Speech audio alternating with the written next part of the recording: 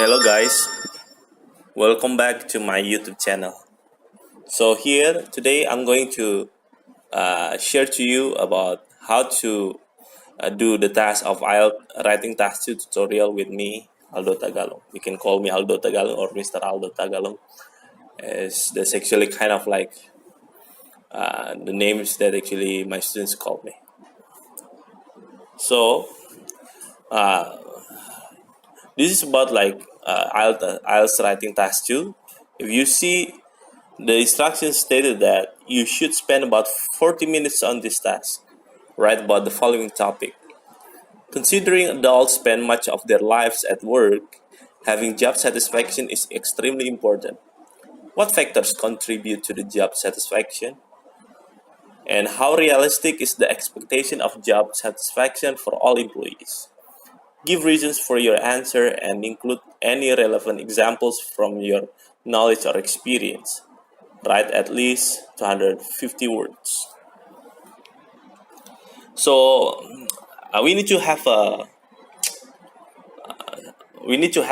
good format, guys. I think we just need to use the simple ones.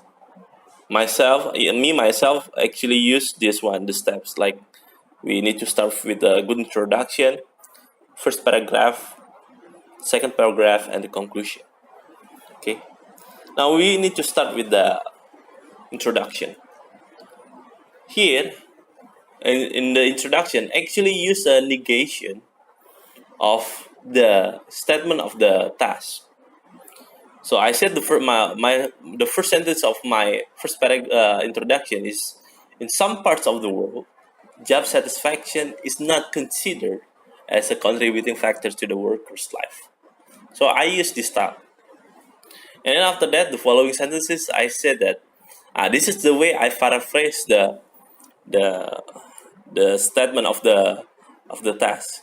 In developing countries, however, job satisfaction is the major force for employees to work effectively in their working place. This essay will examine the contributing factors to the jobs that employees can take pleasure in. However, we'll consider how pragmatic the realization of these factors in the working place. Okay, and now we move to paragraph 1. Now, I said that there are factors, but I want to point out only two, because two, I think in most IELTS writing tasks two, is already enough, because when you actually give the factors, you need to be able to explain that further in details, right? So in this case, I said that the two main factors are behind the components of satisfactions are the working condition, and the second is about the opportunity for advancement.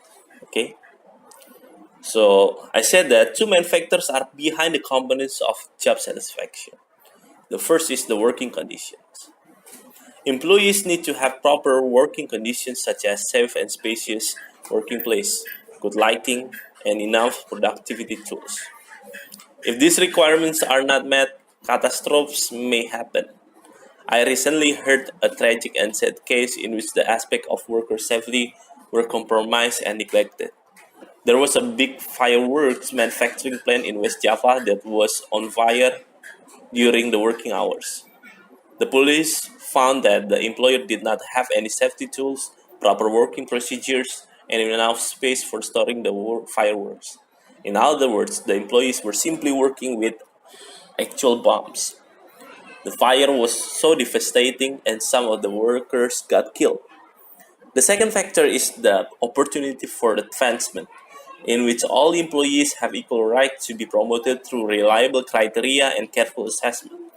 Through HRD department, the workers could be assessed fairly about the performance of each employee, and therefore the high-performing employees could be promoted to a higher rank of position in a company or workplace with, of course, bigger responsibilities and rewards. Now, this is my first paragraph.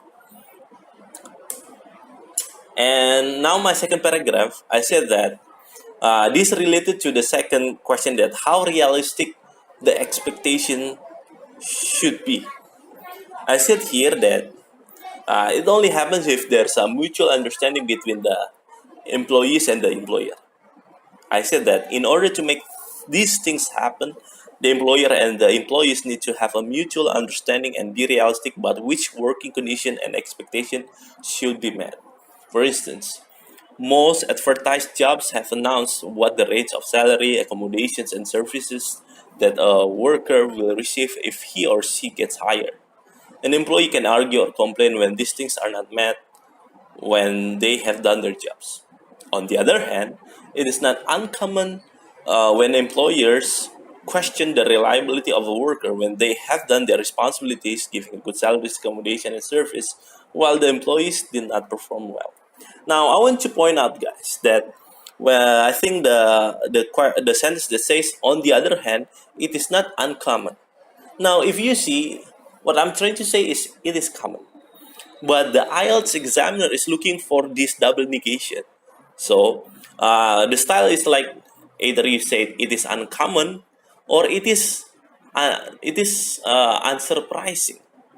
Okay, so there are two ways, or maybe there are several ways, but most of the time is that either you say it is not uncommon or it is unsurprising. Okay, something like that. And then finally, this is my conclusion. In conclusion, unless a common understanding of trust and reliability are built between the workers and the employers, it is nearly impossible that healthy working conditions and high performing workers will emerge. While each other has a significant role to play at the working place, the employers need to take a step ahead of planning and executing a good policy in order to create a safe, peaceful, and motivating working conditions which will result to high performing workers and excellent products that they create. So that's it.